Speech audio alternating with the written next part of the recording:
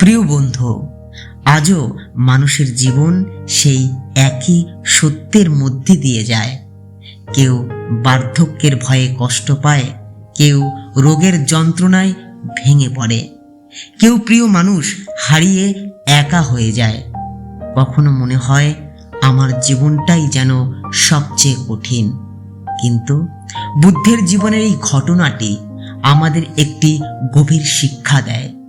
দুঃখ থেকে পালিয়ে গেলে শান্তি পাওয়া যায় না। দুঃখকে বুঝতে শিখলেই মানুষ ধীরে ধীরে জেগে ওঠে।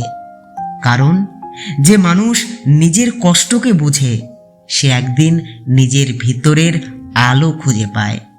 তাই হয়তো এই গল্পটি শুধু বুদ্ধের গল্প নয়, এটি আমাদের সবার জন্য এক আহ্বান।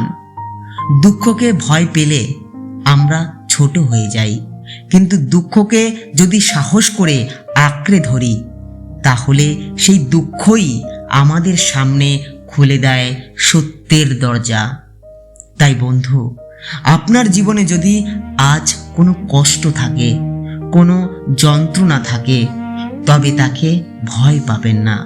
একটু থামুন, নিজের ভিতরে তাকান, কারণ নিজেকে জানার পথেই মানুষ সত্যকে খুঁজে পায়।